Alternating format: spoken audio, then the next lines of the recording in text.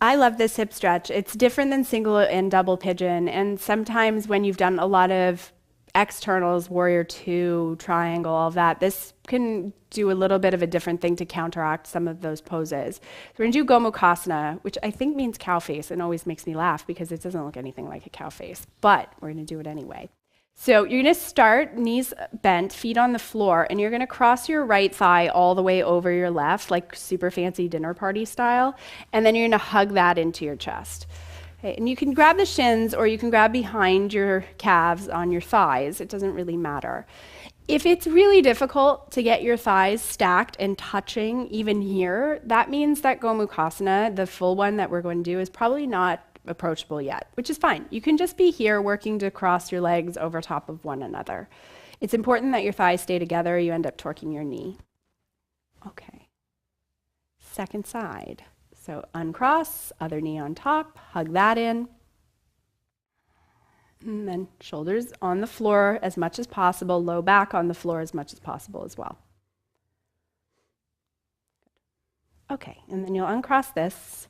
And when you thread the needle, it opens a little bit of a different part of the hip, but you need it still. So right ankle, left knee, foot flexed, grab the back of your left leg and pull in. Same thing, hips and shoulders on the floor.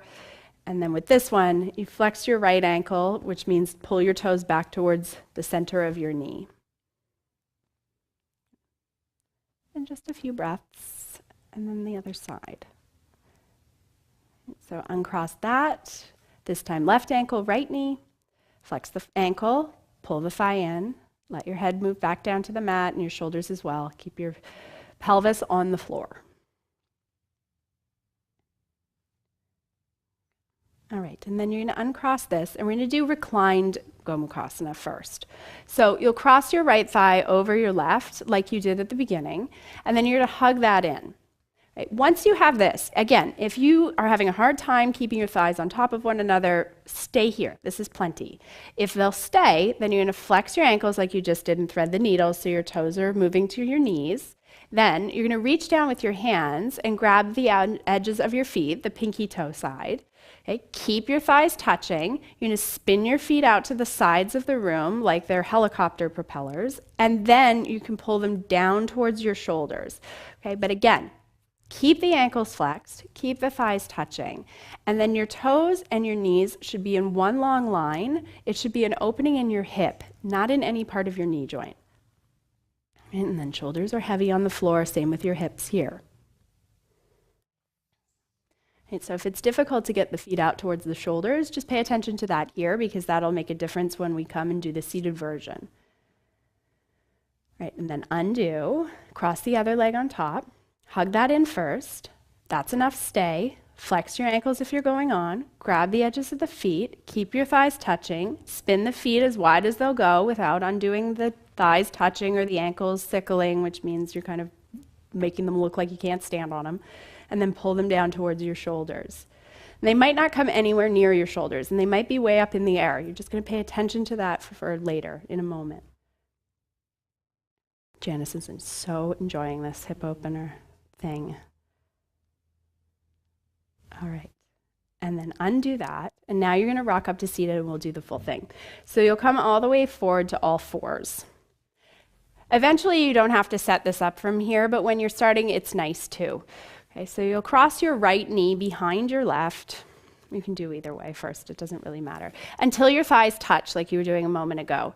Okay, and then you'll spin your feet out to the sides just a little bit to start, not a terrible amount. And you're going to start to sit your sit bones back towards the mat. Now, if you get to a place where it's like, I can't go any further, you have a blanket and you can fold it up really high and you can put it right underneath your sit bones. Okay? And then you'll sit up. Now, you're in the starting place for this. Sit bones should feel anchored on something. Thighs are crossed. You can start to move your feet wider and wider out towards the sides of your mat to get a deeper and deeper stretch in your hips. Okay, but if you're doing that, that same thing applies. You flex your ankles so that your toes are moving to your knees. And then if you can fold this forward, you'll go ahead and fold forward, walking your hands in front of you, but keeping your sit bones grounded down. Okay, you don't have to take the feet all the way wide. Janice has really open hips. If yours are not there yet, it's completely fine. The feet can be back a lot closer to the sides of your hips. And then ideally, she would love to stay here all day, as would you, I'm sure. But we have to do the other side in the tutorial. So walk up, and then you'll uncross, come back to all fours, and cross the other knee behind. Okay, and then just a little feet out to the sides once your thighs touch. Sit down, sit up, move your feet any amount wider. If this is enough already, if just sitting up is tough and it's a lot in the hip, that's fine. Right? And then you'll fold if you're going to fold. It depends what you do with your life. If you cycle, walk, run, sit in the car a lot, it depends how tight or loose your hips are. So don't be frustrated if it's difficult to fold. Your hips will open over time. You just have to be patient. Once you get into the poses, hold still, breathe steadily, pay attention to if it hurts your knees. If it does, come out. If it doesn't, if it's just discomfort in the hips, stay and try to hold yourself there a little longer each time. So Gomukhasana, cow face.